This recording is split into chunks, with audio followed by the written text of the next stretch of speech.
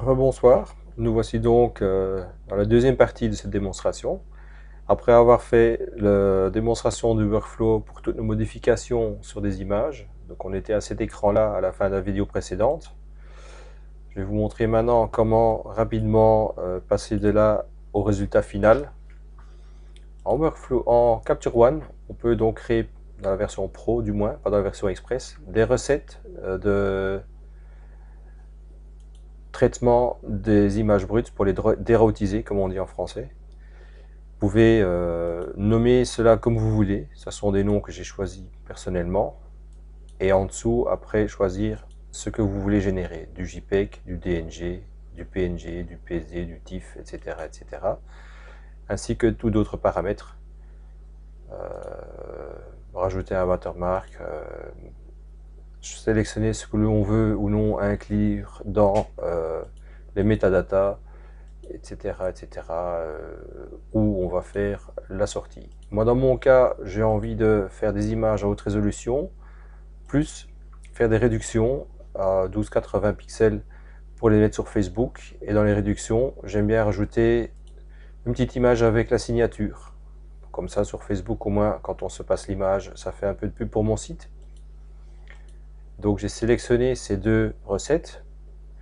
Après, il faut quand même savoir quelle image on va traiter. Les images test avec la charte de grille, ça ne nous intéresse pas.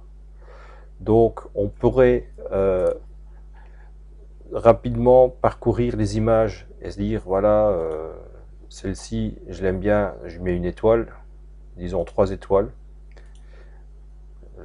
C'est une habitude personnelle, enfin une organisation personnelle, vous pouvez choisir une étoile que vous voulez, vous pouvez mettre des tags couleurs.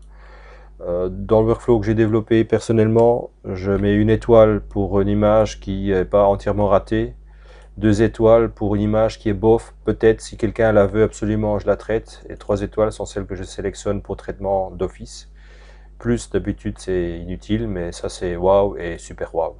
Donc disons qu'ici d'office je veux la traiter, donc je lui mets 3 étoiles. Celle-ci j'aime pas trop, je la passe. Ça j'aime bien, on aime bien. Les images de test on prend pas. Ça, on sait jamais. Si le client la veut, celle-là j'aime bien. Celle-là aussi.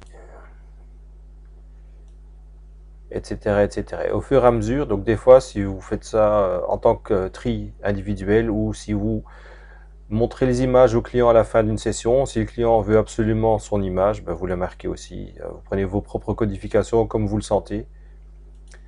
Alors, je vous avais montré dans la vidéo précédente comment faire une recherche rapide pour sélectionner les images avec lesquelles on veut faire quelque chose. Dans les critères standards, eh ben, il y a les étoiles. Donc, vous avez via l'interface de recherche classique ici. En Capture One version 7, alternativement, on a des filtres rapides. Donc, on voit ici que dans les 3 étoiles, j'ai 8 images sélectionnées. Je clique la petite boule grise qui devient orange. Et instantanément, parce que j'ai très peu d'images, mes images filtrées apparaissent ici. Je les sélectionne toutes et je n'ai plus qu'à aller dans mes recettes et dire que je veux les convertir. Et à partir de là, il traite toutes mes images. Maintenant, le filtre ici, dans la démonstration, ça va très vite parce que c'est une petite session avec une cinquantaine d'images où j'ai trié 8 images. Quand vous avez plus d'images, les tris prennent un certain temps. Le temps qui passe à travers de chaque photo, ça peut prendre un certain temps. On voit ici aussi que la conversion vers les JPEG prend aussi un certain temps. Donc on voit là déjà qu'il estime le temps restant 31 secondes. On peut voir où il en est. Ça c'est ce qui est dans la queue, ce qui lui reste à faire. On peut voir l'historique. Alors pendant qu'il est en plein traitement, il y a un petit pétage de layout, c'est un petit bug, voilà. Alors on voit, je reconnais ici des images de certaines sessions que j'ai traitées il y a presque quelques mois. On voit donc un historique qui est préservé pendant un certain temps. Ce qui est bien dans l'historique, c'est que on se dit tiens, j'aimais bien ça, j'aimais bien ça, j'aimais bien ça, et on peut retraiter ces images-là avec la recette sélectionnée. On peut tout simplement effacer l'historique en son entièreté aussi. Ici on voit ma queue est vide, donc toutes mes images sont traitées. Quand on est dans l'écran des recettes, à côté du dossier de sortie, on voit une petite flèche, ça va nous ouvrir notre explorateur et on voit nos petites images en JPEG. La recette, avec les signatures, j'avais défini que je voulais que ça soit stocké dans un sous-dossier.